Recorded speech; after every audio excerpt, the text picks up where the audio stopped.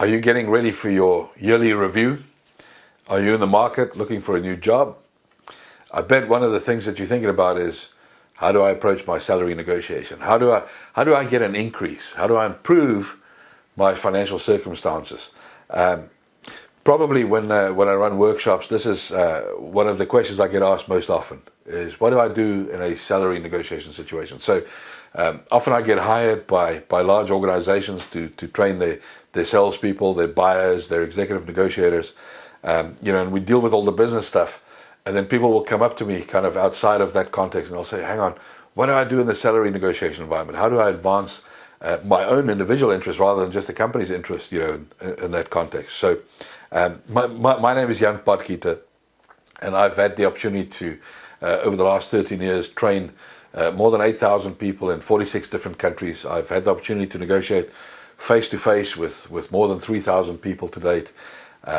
And I've done so in most of the major geographies across most major industries. And I tell you this purely because I want you to understand that I can bring perspective to the way that you approach your negotiations. So by no means do I hold a monopoly on what makes good negotiation. I'm not the final expert on the topic, but I have a lot of experience, and I've seen how many different people approach this topic from different cultural backgrounds, different industries, etc. Now, when it comes to salary negotiation, all of a sudden the stakes are so much higher.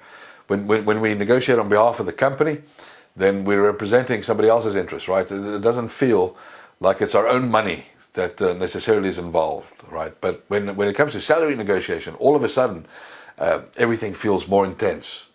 All of a sudden the stakes are so much higher, and we often get stuck in this cycle where we don't quite know, how we should approach this scenario, what we should say, when we should say it, and how we should proceed. So I want to give you three key insights for you to consider when you're approaching salary negotiation. Now, this is true whether it's time for your annual review, whether it's you're in a position where you're looking for or you're going to be hired in a new job, or any other environment where you have the opportunity to discuss the reward that you're going to be receiving for your services. So it might be that you're an independent contractor and you're negotiating a contract for your services. I think the biggest mistake we see people make in this context is that they end up negotiating with themselves up front. So because if you one of the key things that we see is that when they have a view that they don't hold the power, what we tend to do is we tend to lower our own aspirations. So think about it. You might be able to identify with a scenario where you've been in a job interview situation before, where let's say you're earning $40,000 at the moment, and you're applying for a job that might offer somewhere between $50,000 and $60,000, depending on, normally what they say is depending on experience and qualification. And now you're going in, or you're preparing for this meeting, and you're thinking, man, I'd love to earn that $60,000, but I'm only earning $40,000 now, so maybe I should ask for 55. But even that, might be slightly difficult to justify. There might be other guys in the game. You know what? If I go in at 50, maybe even just below 50, it's going to make me look really competitive. You see, what I've done now, or what you would have done if you're in that situation, is because of your perception that you have less power in that negotiation than your counterpart, what you're doing is you're effectively negotiating with yourself by lowering your aspirations.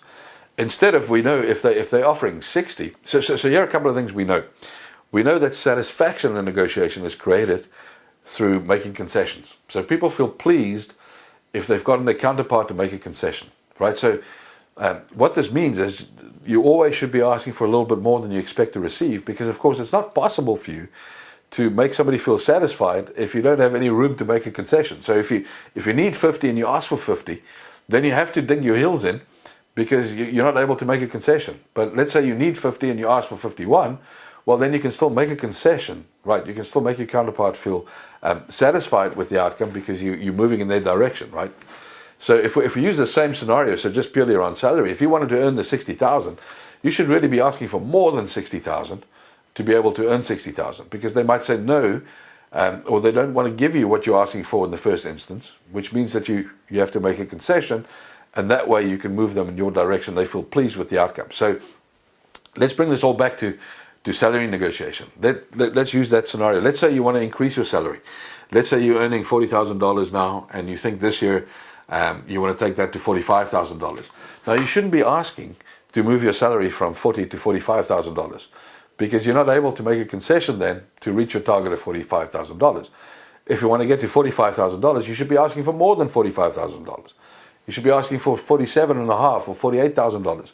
By the way, it's always a good idea to not just necessarily ask for round numbers, because of course it means that you've done more thinking, and maybe signifies the fact that you've done some calculations if you don't just work with round numbers. But if you want to end up on $45,000, you should be asking for $48,000, fully expecting people or your counterpart, your boss, to say no in the first instance. Clearly, you're going to have to provide some good justification for your increased demand, but the reference point shouldn't be, you should take the reference point away from that which you're currently earning to what the demands are of the job that you're doing, right? So you might need some supporting market research. You might have to do your own research to uncover what these points are. Maybe it's the demands of the job, etc. I'm going to leave it up to you to build the case to be able to defend what you're asking them to pay. But make sure that you create that demand in such a way that you can back off from it, so that you're able to make a concession. You may get lucky. They might give you what you're asking for in the first instance, but if they say no, well, then you can decrease your demand. Also, don't just be fixed on price. When you think about salary negotiation, for some reason we all just focus on the salary element. But what are the other things that might have value to you? Could that employer provide you with continued education? Is there maybe a series of seminars that you wish to attend? So don't just think about university or formal education. There might be interesting seminars that contribute to your self-development, which might increase your productivity, that might increase your skills in certain areas like communications, negotiations, sales, whatever it might be. You might ask for your employer to agree to pay for some of your professional skills development needs.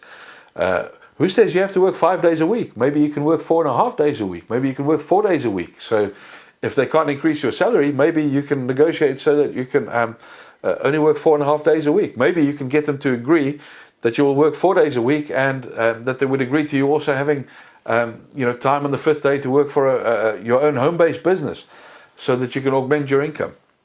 There are many different ways that you can approach this. What is key is that clearly you need to do some homework. Make sure that you don't negotiate with yourself. Also make sure that your current salary is not the focal point for the negotiation, but rather the demands of the job that you're applying for, right? So you want to take the focus off. You don't want to be anchored around what you're currently earning. So if you're asked, if the interviewer is skilled, if you're applying for a new job, they're going to ask you to disclose what it is that you're earning right now. By saying, can I see your pay slip or your tax receipts? What you have to do then is you have to take the focus off there straight away. So let's say you're earning $40,000. What you want to do is you want to say, look, this last year I earned $40,000, but the demands of this job is such that $60,000 would be the proper remuneration. As a matter of fact, $62,000 is my calculation of the appropriate remuneration for the job that needs doing here. And this is the research, etc., that supports that. You see what I've done there? I've taken the focus off $40,000. I'm not allowing you to fence me in on the $40,000. Plus, I've left some room to make some concessions by being ambitious in the way that I set that opening objective. So it's very key that you remember that making concessions is what creates satisfaction. Not to negotiate with yourself, but to put it out there for your counterpart to say no to your demand. It's important that you remember that it's not just about the money. There are many other things that you can bring to the table when you negotiate. Specifically around job conditions, your personal continued development. Maybe even negotiating that you can spend some time within work hours in pursuing some of your personal business-related interests that might benefit the company. So maybe doing a research project or developing a software application, whatever it might be, which you're prepared to share with the company, but that would also further your development. Hopefully you found some insights in this little video that could aid you in helping you to get better results from your salary negotiations. Here's to your continued success, and I'm grateful. Thank you for your time and watching.